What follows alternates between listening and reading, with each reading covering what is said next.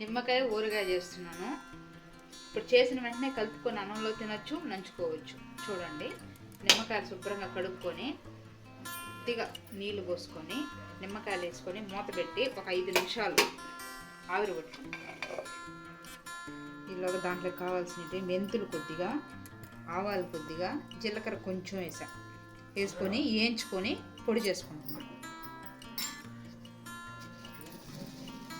మెత్తగా ఇలా పొడి చేసుకుంటాము. పక్కన పెట్టుకొని కొద్దిగా ఉడికితే చాలు.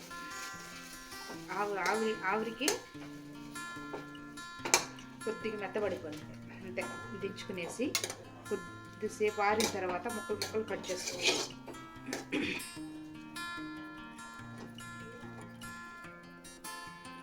ఇప్పుడు తిరగమాత పెట్టుకుంటాను అంతా. వేరుశనగపప్పుల నూనె లేదంటే ఇది నువ్వుల నూనె వేసుకో చాలు. కొద్దిగా 100 గ్రాములు వేసి పెట్టాను.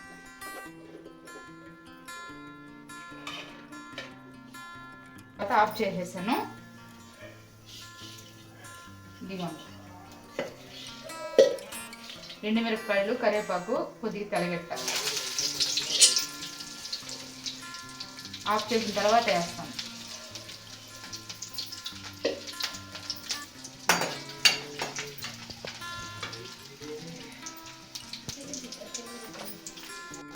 ఎర్ర ఇంగువ ఒక చిన్న మొక్క వేస్తాను.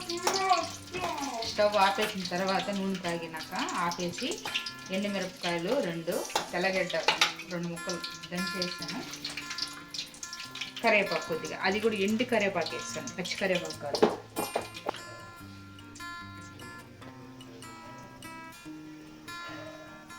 ఒక నిమిషం నూనె చల్లారిన తర్వాత పసుపు 1 స్పూన్ వేసేసాను.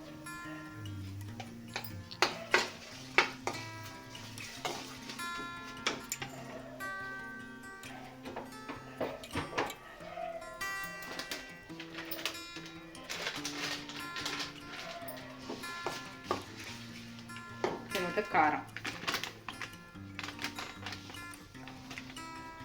చూడండి, నేను కొలుచుకోండి నిమ్మకాయలు బట్టి వేస్తాను.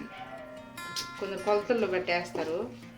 అమ్మమ్మ అట్లా కొలతలతో బట్టి వేసేది కాదు, చేసుకొచ్చి చూసి కరెక్ట్గా వేసేది. ఆ విధంగా నేర్చుకున్నాను నేను. చూడంగానే తెలిసిపోద్ది ఎన్ని కాయలకి ఎంత వేయాలి కారం, ఉప్పు అనేది.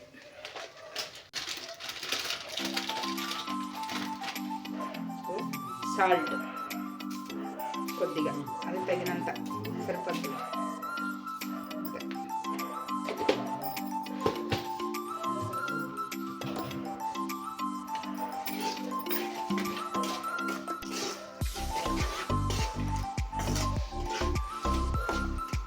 అంతా కలిసిపోద్ది. ఇలాగ కాయలు కట్ చేసుకున్నాం. మెంతులు, ఆవాలు, జీలకర్ర వేయించి పొడి చేసుకున్నది.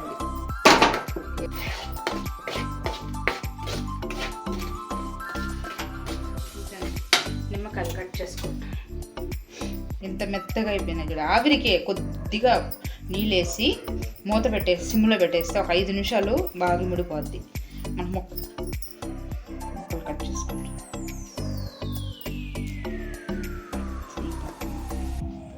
ఇలా 2గా కట్ చేసుకున్న తర్వాత ఇంత వేసేయడమే రసంతో పాటు.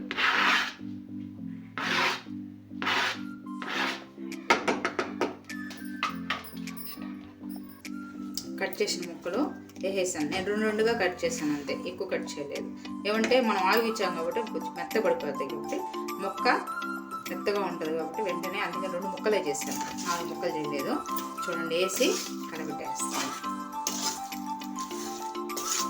విత్తనాలు కూడా తీయలేదు.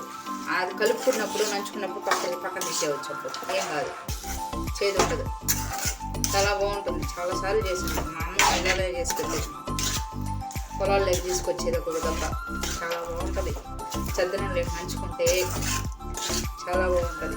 ఎన్ని రోజులైనా ఉంటుంది ఇలా చేసి పెడితే. అయిపోయింది, నిమ్మకాయ ఊరగాయ రెడీ. చూడండి, చాలా బాగుంది. ఆ గుజ్జు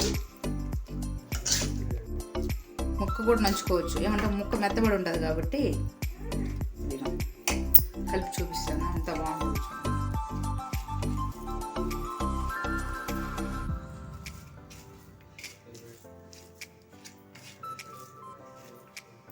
ముక్క కూడా అప్పుడే నంచుకోవచ్చు. చాలా బాగుంటుంది, మెత్తగా ఉంటుంది. చూడండి ఎంత మెత్తగా ఉంది ముక్క. అన్నంలో కలుపుకొని తింటే నెయ్యి ఇష్టం ఉన్న వాళ్ళు నెయ్యి వేసుకోవచ్చు, లేదంటే అవసరం లేదు. అప్పటికప్పటికే చేసుకొని తినచ్చు. ఇట్లా చేసేవాళ్ళు పల్లెటూరులో. వెంటనే నిమ్మకాయలు 10 నిమ్మకాయలు ఉంటే తీసుకొని వెంటనే చేసేస్తే చద్దనంలోకి నంచుకొని లేకపోతే తీసుకొచ్చేవాళ్ళు పొలాల్లోకి. అంతే, ఒక నిమ్మదబ్బ ఆ గుజ్జు ఉంటుకున్న గుజ్జుతోనే కొంతమంది నంచుకునేస్తారు. కొంతమంది కావాలంటే నిమ్మదబ్బ నంచుకుంటారు. అంతే, చాలా బాగుంటుంది.